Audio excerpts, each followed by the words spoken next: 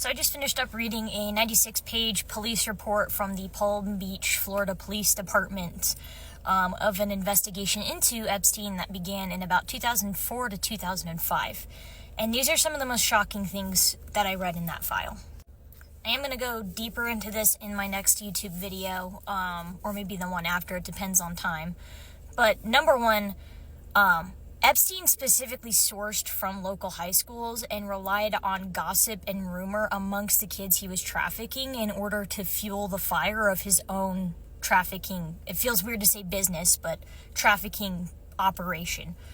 To the point where almost everybody that knew someone that was trafficked, that was within a high school level in Palm Beach, Florida, that was a female. Somebody knew somebody who knew somebody, like 3 degrees of separation. That's how bad it was. And part of this was because if you went and you didn't like the weird stuff that he did to you, he would say, hey, that's okay, you don't have to come back, but if you bring a friend, I'll still pay you. And you would pay them about $200 to about $350. And I used an inflation calculator. $200 in about 2005 is about $330 by 2026 standards, which to a child, like 14 to 17-year-old, that's an astronomical amount of money. And they were being allowed to get that money without having to go through the criminal acts that Epstein committed against people. So it was basically, hey, if you don't want to be victimized, throw up a friend, we'll still pay you, and then we'll just do it to them. And so it was like a self-sustaining business fed off of the naivety and susceptibility of children.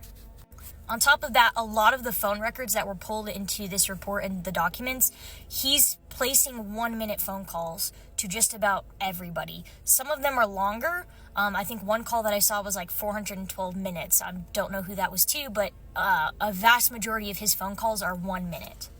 And I looked it up because I wanted to make sure I was right, but around 2005, law enforcement had the ability to ping cell phones, to tap into phones. And everybody knows that the longer you're on the phone, the easier it is to triangulate where it is that you're at, what is being talked about, and with whom. So I think that he intentionally kept the phone calls as short as they were so that if somebody was trying to wiretap him or something of the sort, it was going to be a lot harder to do. And if you are making a bunch of really short phone calls, you can get up to the hundreds of thousands, and realistically, who's going to want to go through all of that, right? On top of this, his method is so precise and so exact in these documents that it leads me to believe he was doing this stuff like way before this initial investigation ever even started, to the point where he perfected it enough that he knew how to manipulate young girls into doing what he wanted, to the point where it was the same exact process every single time. Basically, he would say, hey, do you want to come work for me? I just want a massage. People would show up. He would ask them, he would come out in nothing but a towel. Then he would lay face down on the table. They'd start with his feet in his calves, then up to his back. Then he would flip over and ask that they massage his chest, at which point things took a turn, and he would gratify himself until he was done, and would basically say, okay, here's your money. And during this first encounter, he would gauge how susceptible the girls were by asking them to take off certain parts of their clothing. And depending on how far they went, that was how he gauged who to connect with in the future. And he would also say, hey, the more that you do, the more I'm going to pay you. So people who stripped down more were paid $350 instead of the standard $200.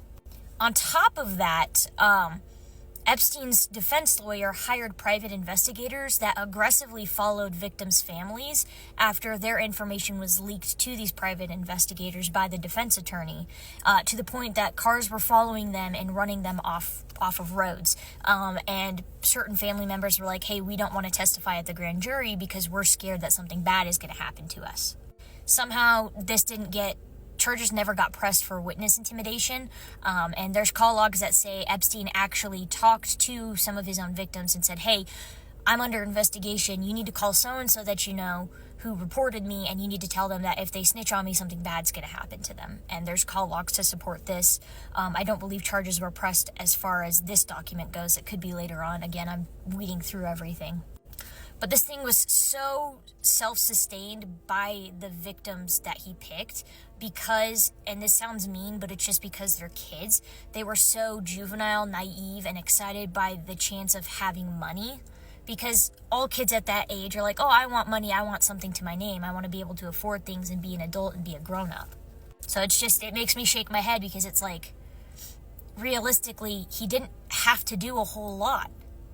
And I think that this really kind of highlights that sex trafficking, because TikTok's going to censor me, is not what people usually think of some random big guy kidnapping somebody off of the street. It comes from people that you know, a friend of a friend who says, hey, go try this thing, or a relative, or a boyfriend. Some kids, some of these girls were being sold out by their boyfriends.